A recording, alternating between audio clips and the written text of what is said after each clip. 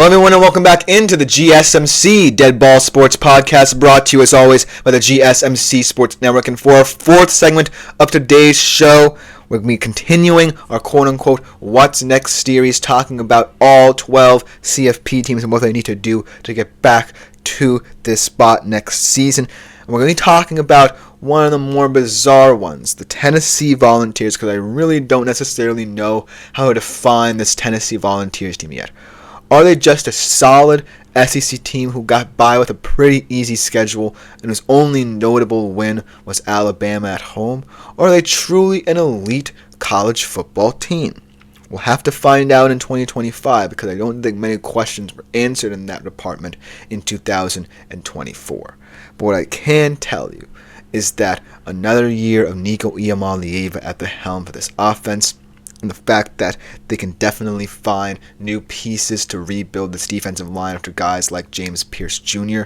have left, and then also diagnose what they can do to revitalize this passing game, they have a chance to build on what could be seen as a very successful season. Because think about this. This Tennessee team, I think their main problem is, yes, they're losing a lot of depth, but they haven't had a signature win in many different attempts, especially on the road. We'll talk about what they're going to have to face on the road this season after we recap what they've been doing this off season. But ultimately, I feel like this Tennessee team, in order to truly be appreciated for reaching the CFP, have to achieve it in an impressive manner. What I mean by that is they can't just skate by getting the easy wins, getting to that 10-win threshold, and not necessarily looking dominant while doing it. They have to be dominant. They have to, therefore, find players who are dominant in their own right. So that's what I think needs to define the rest of this offseason, even though they've already done pretty well for themselves in retooling for next year. So let's talk about what they've been doing thus far. Obviously, before we do any of that, we have to recap their season. Pretty impressive season.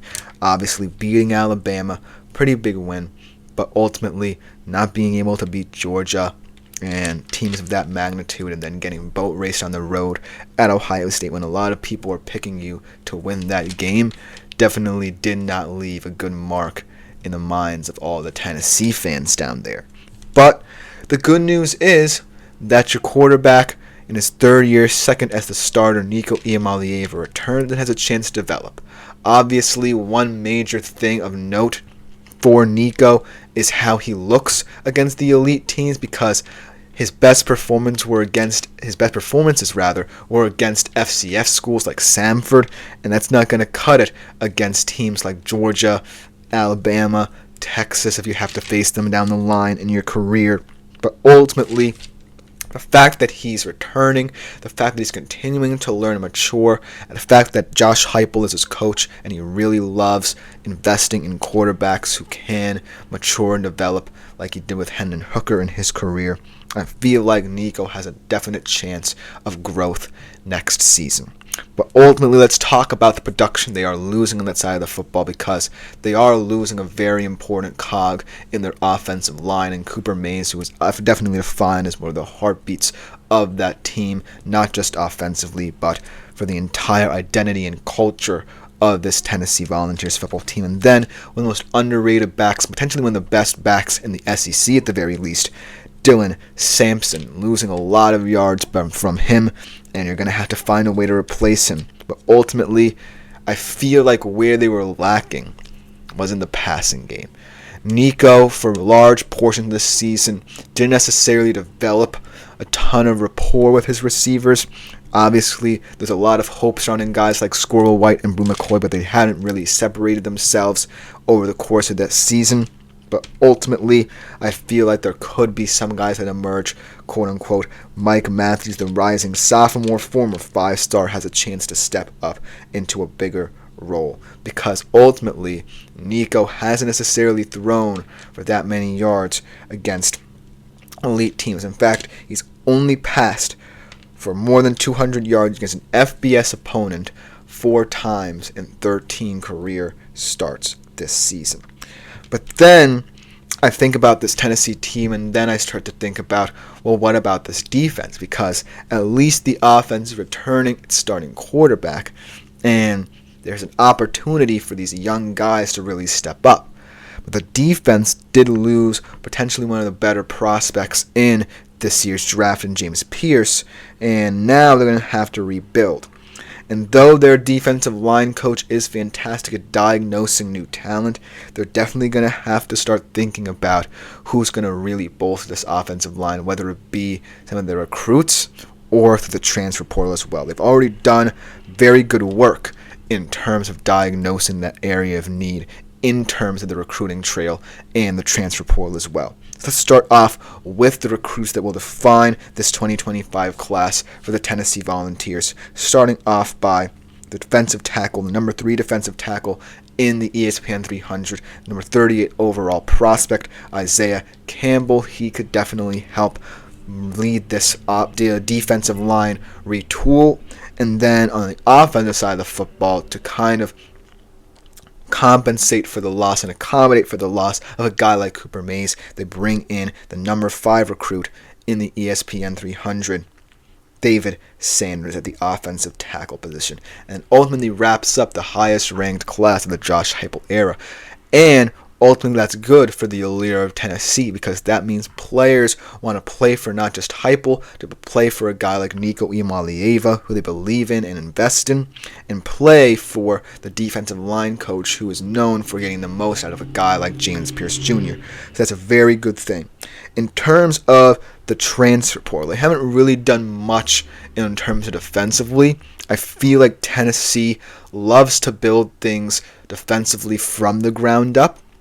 But ultimately, I feel like one major hole in their rebuild that they need to fill is obviously getting as much offensive tackle help as they need. And they did it with David Sanders through a recruiting trail, but ultimately signing a guy like Wendell Moe, who was a freshman All-American last year, will definitely help. He's a 26-game starter at left guard. Actually, he's a sophomore. My mistake.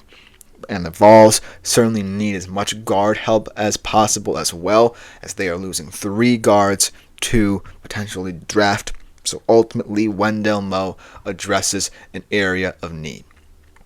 But let's talk about, how this Tennessee team is going to struggle next year.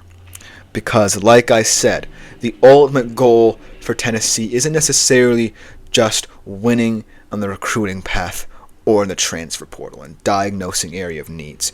It's winning on the football field when it matters. Like I said, the Vols have lost 22 straight to top 10 opponents on the road.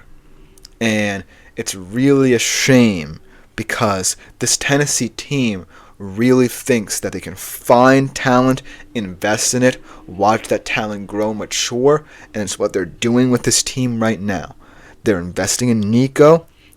They're finding guys in the recruiting trail they believe they can build up, and they're relying on their head coaching staff to really find pieces, much like James Pierce Jr. on the defensive side of the football, to step up on both sides as well.